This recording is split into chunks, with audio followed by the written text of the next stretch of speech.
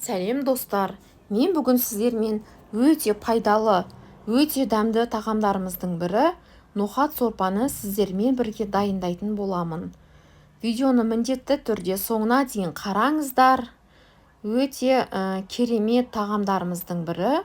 Ең алдымен көкөністерімізді осылай дайындап алатын боламыз. Ноқатты міндетті түрде 3-4 сағат бұрын немесе 2 сағат бұрын жібітіп қойсаңыздар да болады.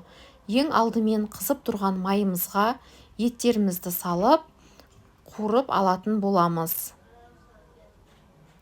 Менің етім тұздалған, сол себепті тұз сепкен жоқпын, ал сіздер қуырып бастаған кезде тұз сеуіп қуырсаңыздар, етке ерекше әдемі дәм кіреді. Міне осылай еттерімізді жақсылап қуырған соң, қатты қызарып кетпесін, үстінен пиязымызды салып, тағы да қуыратын боламыз. Пиязымыз әбден жақсылап қуырылып, сарғыш түске кірген соң, мен үстінен қабығыны аршылап, бір помидорымызды осылай үлкен помидорымызды, яғни қызанағымызды майдалап турап салып жібердім.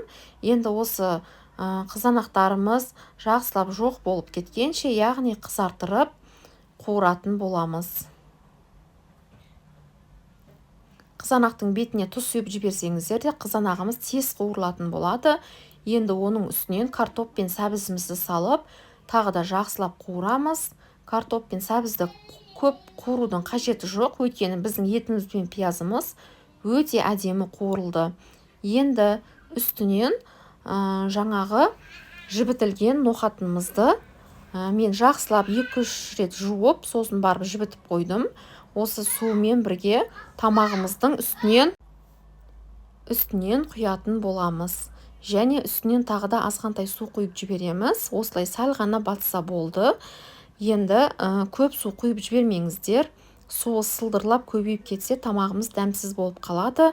Мен қызартыру үшін осындай құрғақ томатты салып жібердім, және үстінен болгарскиларымызды осылай ірі етіп бөліп салып жібердім. Егер сіздерде қызыл болгар болса, оны да салып жіберіңіздер. Енді өздеріңіздің қалауларыңыз бойынша әртүрлі осындай дәмдеушілер салсаңыздар болады. Мен лавр жапырағы мен кашништі осылай турап салып, тағы да азғантай тұз қостым. Енді бетін жауып, яғни қайнататын боламыз.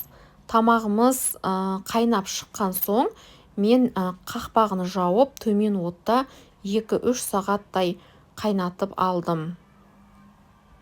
Қанша көп қайнаса тамағымыз сонша дәмді болып шығады. Міне біздің тамағымыз дайын, өте тәтті, ерекше болып шықты. Міндетті түрде дайындап көріңіздер. Егер дайындамаған болсаңыздар, ерекше тағамдардың бірі, қонақ келгенде де ұялмай алдына қоюға болады. Ас болсын.